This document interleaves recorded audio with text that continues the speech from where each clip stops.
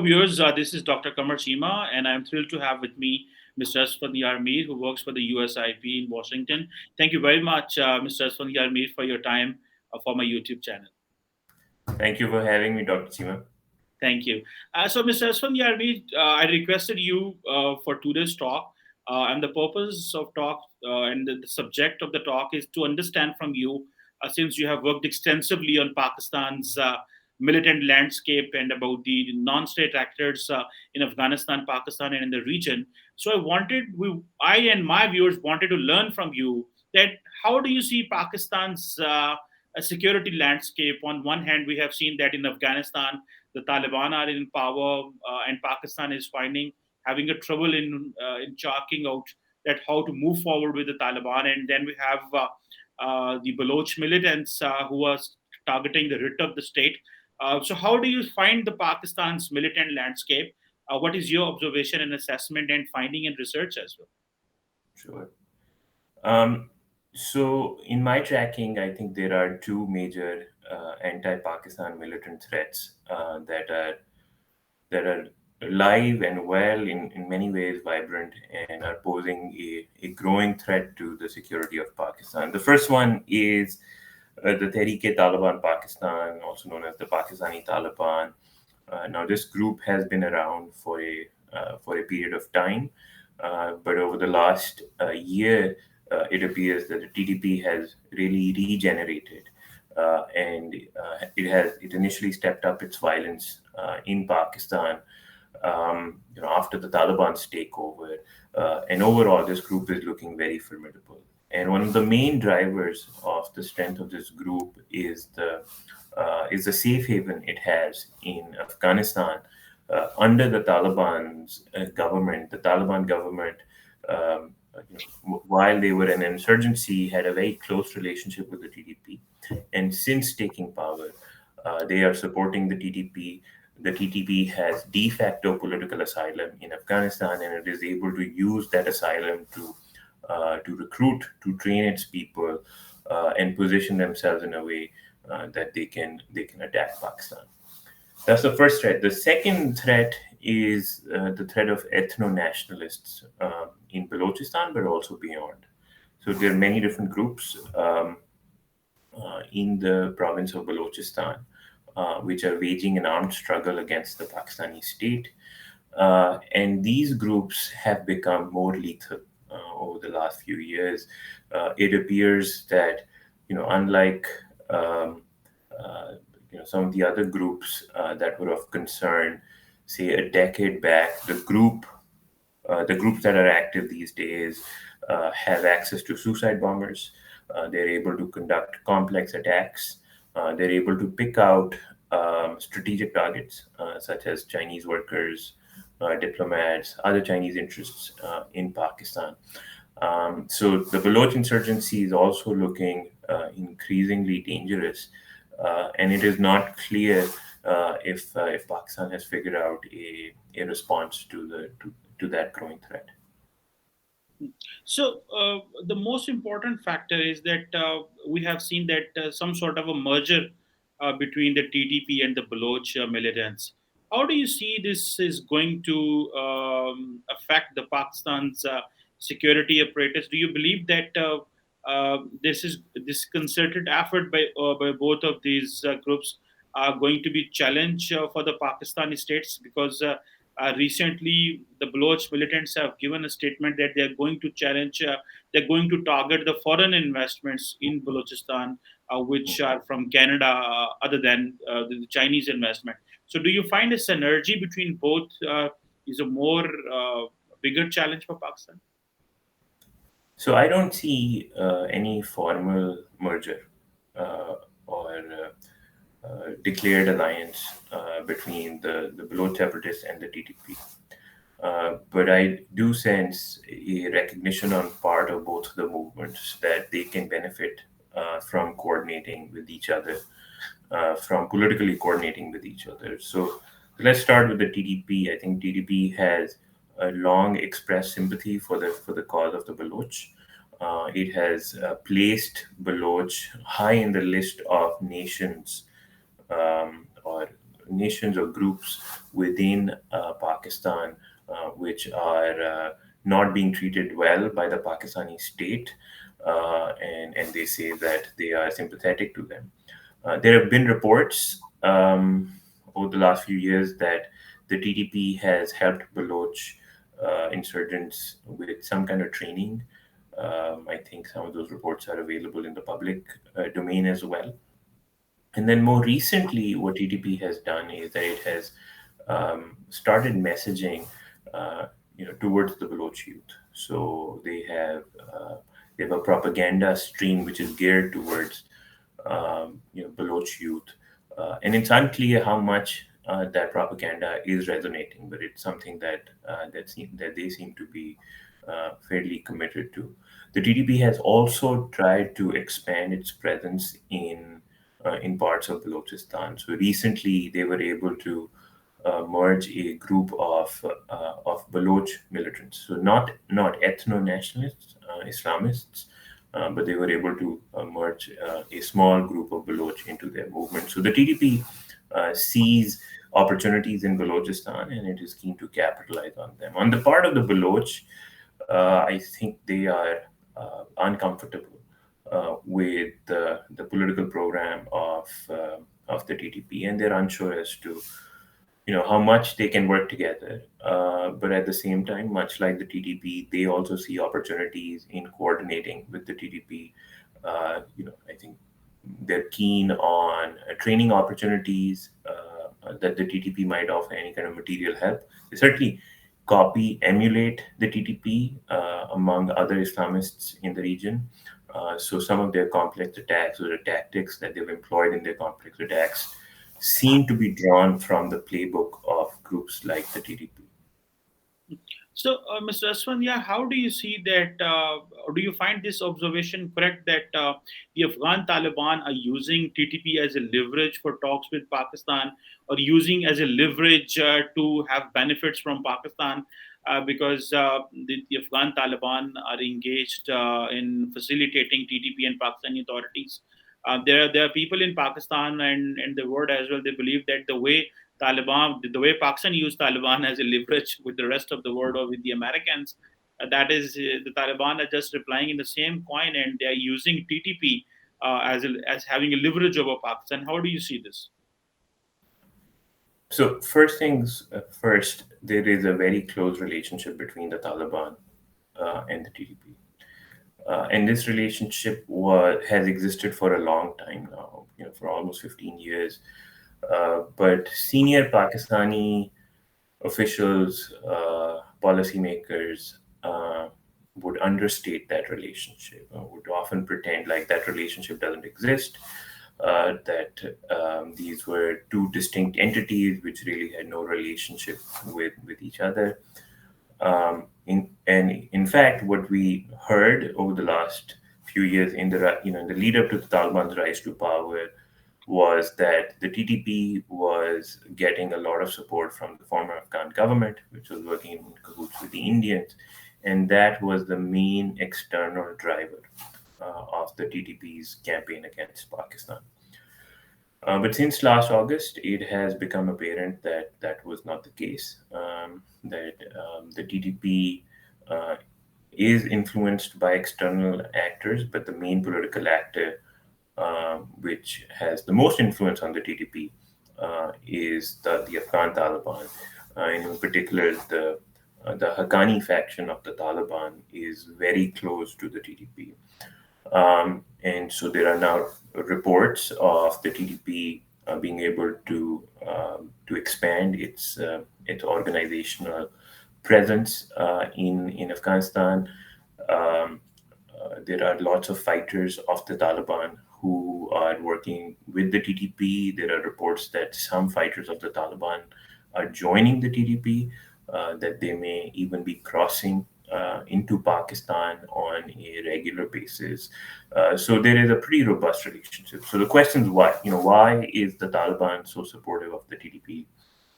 And one explanation is the explanation you pointed out, that perhaps the Taliban are interested in developing some kind of leverage in its relationship with Pakistan. The Taliban have long worked with Pakistan, but many argued that that relationship has been asymmetrical, that Pakistan has had more leverage and the Taliban have been the weaker actor. And so it's plausible that the Taliban are trying to develop some leverage of their own. But I think that's not the best explanation for why the Taliban are so supportive of the TTP. A better explanation is that the Taliban are um, you know are see a lot of value in the ideological project of the TTP, and in many ways see the TTP as an extension, as a natural extension of their own organization. So, the Taliban's political project continues to see expansionist jihad as being central to what they're doing and what they should be doing going forward, and therefore they remain very committed to the TTP to advance their jihadist agenda. There is a strand of Pashtun nationalist sentiment within the TTP, within the Taliban, excuse me. So they reject the Duran line as the border between Afghanistan and Pakistan. So even from that lens, they see value in having a relationship with TTP, a group which straddles the Afghanistan-Pakistan border and helps the Taliban keep the Afghanistan-Pakistan border soft. So that appears to be another reason why the Taliban really value the TTP. But all in all, I think the relationship between the Taliban and TTP is likely to endure.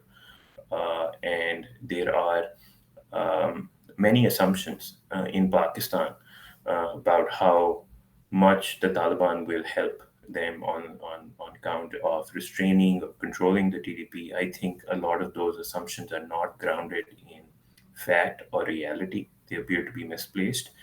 And in that sense, I think Pakistan's TDP problem is really a bigger problem. It is part of Pakistan's Taliban problem. So, Mr. Me, we have learned that many people in Pakistan believe that Pakistan should not talk with the TTP. The talks Mm. between the TTP and the Pakistan are being considered as if whatever the sacrifices Pakistani authorities, government, state, society gave, they have gone in vain because the talks project have been given to, let's say, some another Islamists in Pakistan to engage with the TTP. So, do you think that Pakistan's writ or sovereignty, or it has eroded with this idea that we are talking with the TTP and we want to give them some sort of a space in informally what we called it FATA. So, do you think that this idea of talks with the TTP is good? It's in the interest of the state, or do you believe that? Or do you think that Pakistan should have dealt them with the heavy arm of law or with force? So I will let Pakistanis decide whether it's a good idea or a bad idea to talk to the TTP, Pakistani policymakers, Pakistani public, intellectuals in Pakistan, Pakistani civil society. I think all of them should be thinking about this issue and should be carefully considering the implications. But that's where I can help. I can lay out some of the implications of these ongoing talks. I think the TTP is negotiating from a position of strength. The fact that the Pakistanis are sort of going to them, despite whatever has happened in the past, despite the fact that the TTP has killed thousands of Pakistani civilians, including women and children. The Pakistani policymakers, senior military officials have gone to them and are in effect requesting the TDP to agree to a settlement. I think that's a political win for the TDP.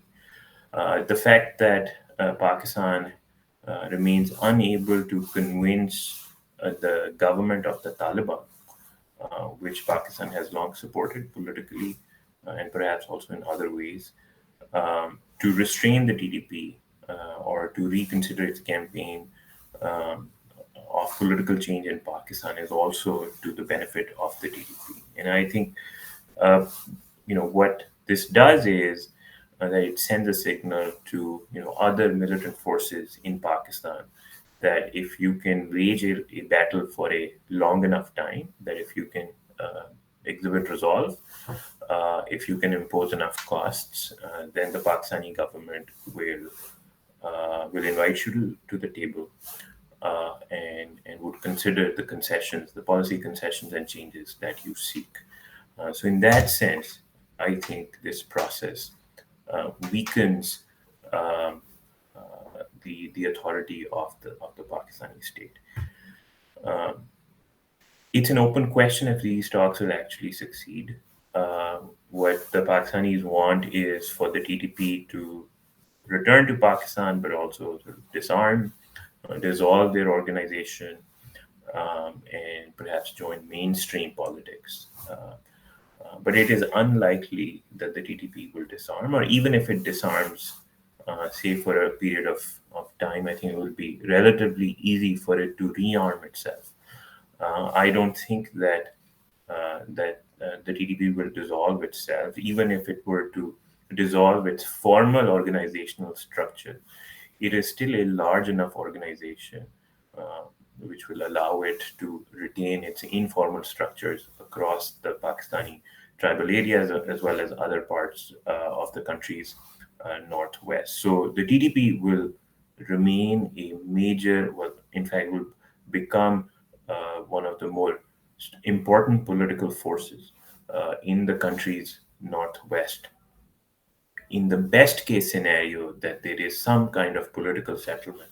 And I think that will fundamentally alter the politics of Pakistan's northwest region from the tribal areas, into the settled districts as well. I think that will also have an effect on the law and order situation in the country. I think already we are seeing that the law and order situation continues to deteriorate despite the ceasefire. And I think if thousands of TTP's fighters return to Pakistan, I think they will put a lot of stress on Pakistan's internal security situation along the country's northwest. I think then there are questions about Pakistan's uh, constitution, the nature of the center periphery relationship. If you have such a formidable actor operating in one part of the country, I think that will open up new constitutional questions that we haven't considered until now, which has the potential to fundamentally alter how Islamabad currently thinks about its relationships with the periphery. So I think there are, even in the best case, there are some really uh, dangerous implications of this political settlement going through. But on the other hand, I also understand the limitations of Pakistan's security managers, military personnel. Pakistan is on the cusp uh,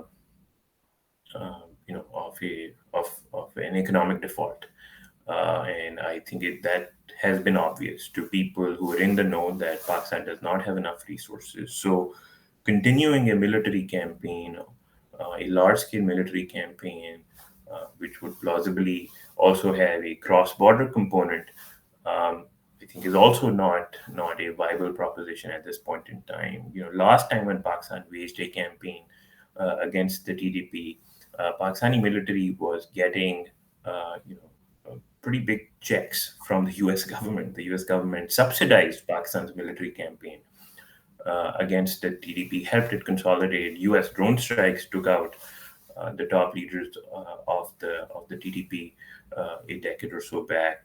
Much of the political echelon was actually of the TDP was eliminated in U.S. drone strikes. Pakistan doesn't have that kind of support, which limits uh, uh, the kind of military options it is able to pursue. So I understand that limitation as well. So I think Pakistan is in a very tight spot on this TDP question, and there are no easy answers going forward. So, moving forward from this militant Islamists to these institutional Islamists, we had this TLP, Tehreek-e-Labbaik Pakistan, which was a right-wing Sunni Brelvi party, which was dominating the religious landscape over the Pakistan. But in the recent biopolls, which former Prime Minister Imran Khan's party won, it seems that the way Prime Minister Imran Khan is using is using the religion card, anti-West, anti-US card, and then transnational nationalism card as well. How do you see that there are people who believe that Imran Khan, who was a center-right party, is turning to be a far-right party? Do you think that this using religion card in Pakistan, the mainstream political parties are turning to be Islamist parties as well, and particularly keeping in mind this case study of Prime Minister Imran Khan's party, the Pakistan Tehreek-e-Insaf? So Imran Khan's party, when it first emerged, appeared to be marginally right of center. I'm talking about late 90s, maybe even the early 2000s, and then ever since we've seen the party, Imran Khan himself, move further to the right. And I think in the lead up to the 2018 elections, Imran Khan and his senior leadership um, settled on a right of center platform, and that's where they remain. And as you note, I think they're able to make these appeals, um, religious appeals. I think they've developed a vocabulary which is able to speak to different and often competitive right wing constituencies. I think Imran Khan has appeal in Deoband constituencies as well as Bareilly constituencies. So I think Imran Khan has built a very powerful political platform which resonates with a lot of people on the right, and that has made things difficult for several religious political parties, starting from the Jamaat Islami to JUI. I think he's made inroads in the more uh, religious minded vote bank of the PMLN as well. And then finally, it appears that he has been able to poach from the TLP's support as well over the last few years. Though it's premature to say, maybe I think the TLP can make a comeback. It is still able um, to mobilize a lot of people across the country in different parts of the country. So I think it's premature to write off the TLP, but for now it appears that there is some nascent competition between the PTI and TLP, and it's possible that the two consider an alliance. I think we have seen mainstream political parties ally with more extremist religious political parties. PMLN has worked with Sipa Sahaba and its various offshoots for years. Even in the most recent by-election, I think they had an alliance with Sipa Sahaba's I have. most recent incarnation. That's right,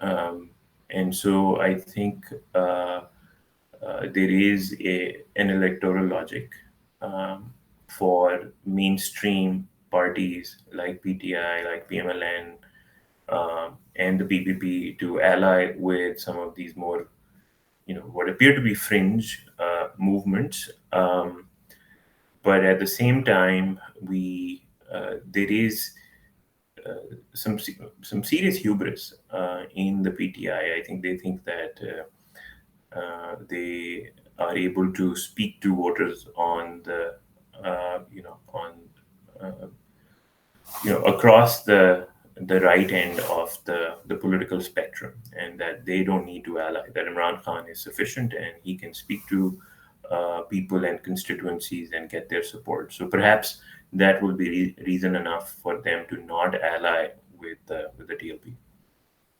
So one quick small question, and that is, how do you see that Imran Khan is replacing the other Islamists, let's say in Khyber Pakhtunkhwa with the Jamaat-e-Islami and the JUIF? So, what logic do you find, if you can please share with us some thoughts that why the people who used to vote to the Islamists believe that they should vote to Imran Khan, who primarily doesn't call himself an Islamist? I think it's really interesting question. I don't have a good answer. I think the best I'm able to offer is that Imran Khan has built this multifaceted political platform which is able to speak to various constituencies, um, in that were supportive of Jamaat Islami, JUI, as well as some of these other Barelvi factions. So that's one reason. The other possibility is that these parties have also not done well. So I think there's a lot of disappointment with the GI and some of its pledges among Jamaat Islami's vote base. Uh, a third possibility is that um, there's been a crisis of leadership in some of these groups. So JUI has not had any real turnover in leadership. Jamaat Islami has oscillated uh, from a person who was a pan-Islamist like Munawar Hassan to now Sirajul Haq, who appears to be who is not a pan-Islamist and who sort of, you know, I can see him fitting in PMLN as well as the PTI. So he's not as ideological as say Munawar Hassan was, and I think that has had an impact on Jamaat Islami. So I think the answer is not clear, but what you're getting at is real. That that some of these religious political parties, more traditional religious political parties, are really struggling, and they're having a hard time in staying relevant in Pakistan's political scene.